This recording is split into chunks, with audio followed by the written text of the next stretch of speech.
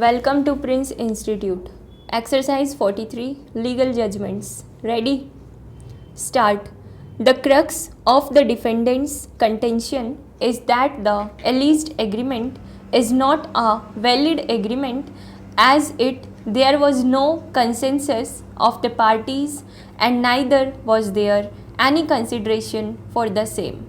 The unstamped and unregistered document itself states that it would come into play only if a mutual consent petition was filed by 19th March 2008, and considering that no such petition was filed, the agreement is not applicable to the parties. It is also the defendant's contention that another agreement was made between the parties which incorporated certain differences and improvements upon the agreement, indicating that the latter agreement was never meant to be acted upon and is therefore not enforceable under law.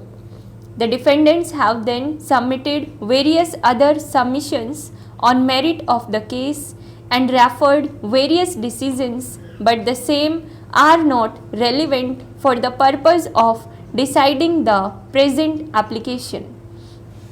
In the reply to this application, the plaintiff has submitted that the suit filed on his behalf has been filed for various reliefs, including but not limited to specific performance of the agreement.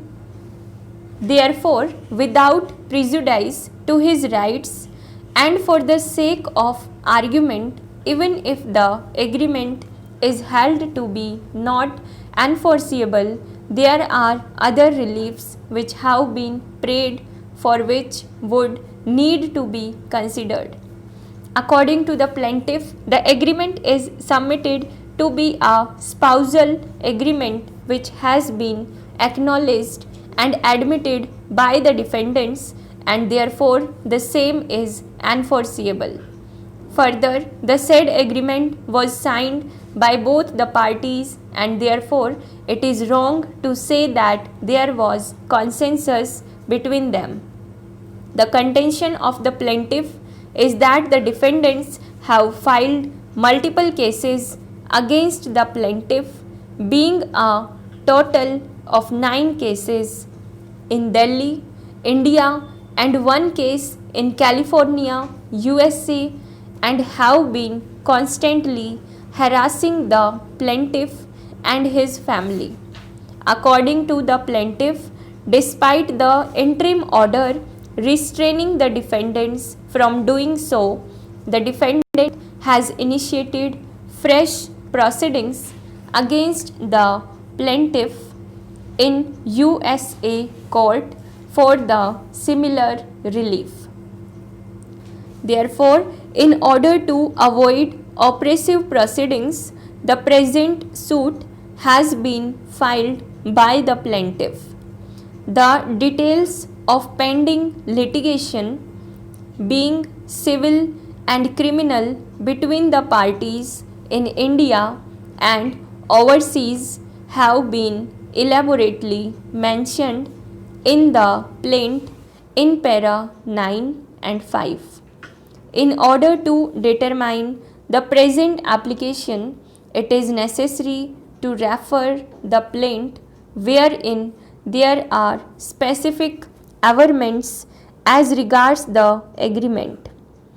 The parties then tried to negotiate a settlement with the intervention of lawyers. The matter was getting stalled on the issue of financial settlement. This was over several months. Eventually, the parties met at the residence of a mutual friend and came to an agreement with regard to custody and financial settlements. It is relevant to mention that the custody arrangement was arrived at on the premise that the parties would be living next to each other in India. However, clearly that has changed in that they may not be able to live next to each other. The spirit of the agreement was that the children would have free and unobstructed access to their parents, who would together be caregivers. There was no parenting plan, with the plaintiff reduced to a weekend and vacation parent. On the contrary, the role for him would be that of an equally committed caregiver as the mother.